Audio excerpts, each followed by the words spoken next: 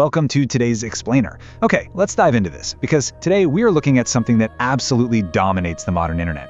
But we're going to view it through a historical lens that honestly completely changes the narrative. We're exploring the fascinating, totally gravity-defying, and yeah, often highly destructive world of early aviation footage. So get ready to completely rethink everything you know about what it actually means to fail. Over 31,764,845 to be exact. That is a staggering figure, right? And it's not the view count for some massive pop music drop or a huge celebrity interview. No, that is the view count for a single, silent, black and white archival footage collection posted by a channel called The Filmgate. And the title of that collection, simply Flying Failures.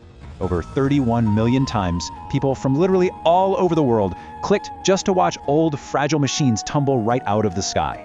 And you know, the obsession doesn't stop at just views. Since September 2019, this exact same compilation of historical crashes has racked up over 232,000 likes. 232,000!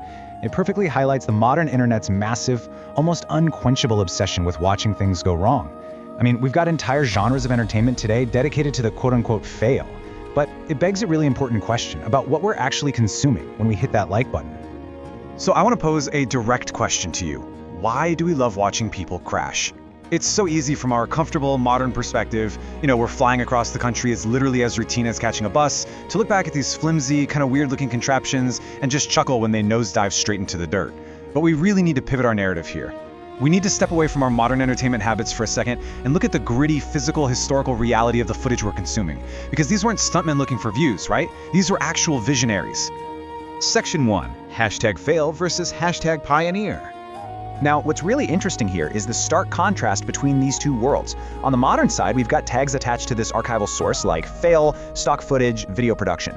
Basically, this is how the algorithm categorizes these brave attempts today, essentially as just comedic blunders. But then, look at the historical reality.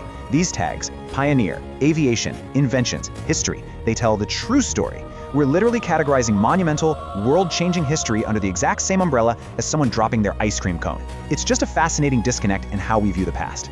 Section 2. The faces of failure and ultimately flight. Because these aren't just names, these are the absolute giants of history. Orville and Wilbur Wright, Alberto Santos Dumont, Percy Pilcher. This source material specifically highlights these individuals not just for their successes, but for their spectacular crashes.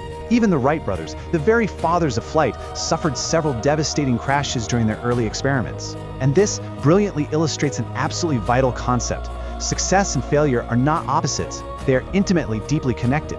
These pioneers had serious skin in the game, enduring broken bones and shattered machines. Which brings us to Section 3, the architecture of innovation. Let's move to and see how this builds, because it relied on a strict 3-step cycle. Step 1.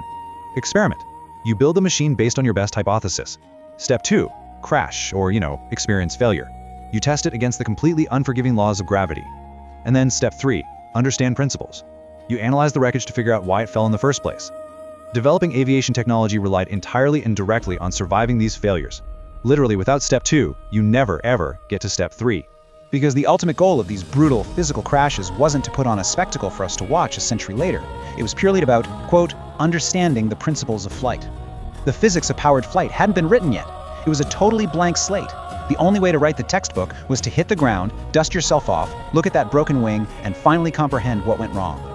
Section 4. Reframing the fall. So the crucial point comes down to this. It was an unfortunate but necessary part of the process. This exact line from the archival text completely dismantles the whole idea of a fail video.